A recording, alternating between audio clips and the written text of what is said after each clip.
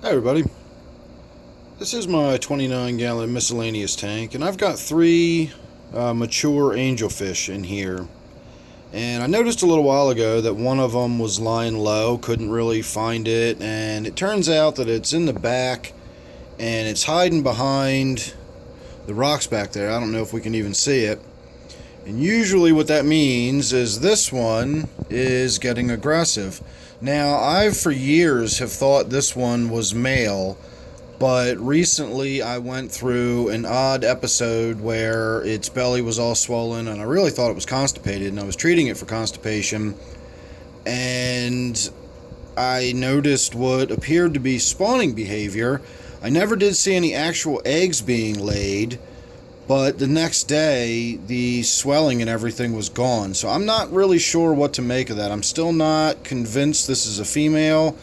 I don't know if it's a male. I'm not really sure what's going on with this one.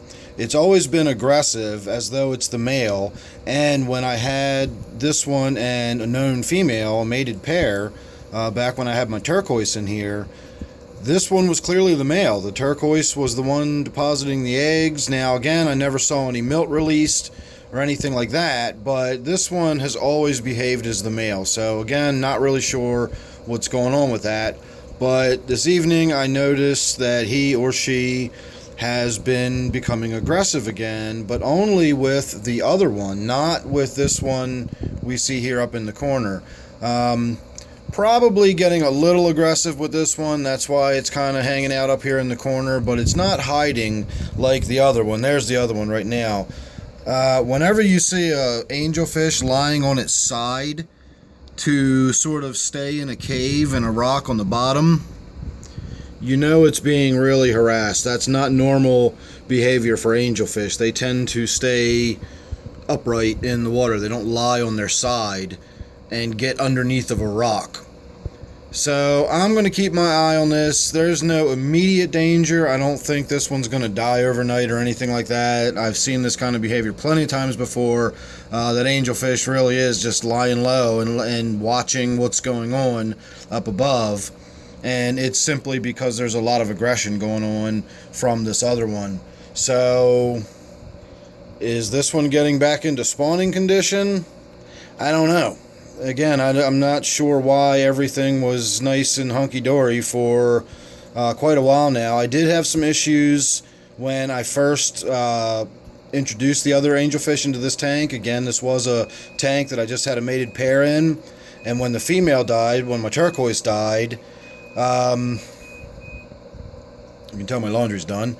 When my turquoise died, I needed to move some other angelfish, and that's when I took the chance on trying to get these two in here. Again, this one is kind of hanging out up here. It's, definitely staying out of the way, but it's not doing what this one down here is doing, which is lying on its side underneath of a rock.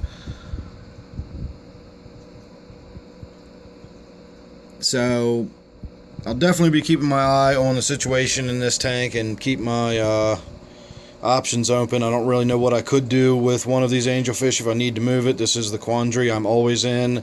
I've gotten myself more angelfish than I can really keep if they decide they don't want to get along. I don't really have a lot of options of where I can move them. So we're going to have to wait and see how this plays out. Maybe in a day or two, whatever hormones are running through the tank, we'll get out of there. I did just do a pretty big water change the other day. Maybe the water change spurred some spawning behavior or some aggression in that regards. Not really sure. Don't really know what's going on with that, but that one is clearly keeping the other one pinned down under that rock. You can see the way he's even hovering and lingering around in the area, not letting that other one get out at all.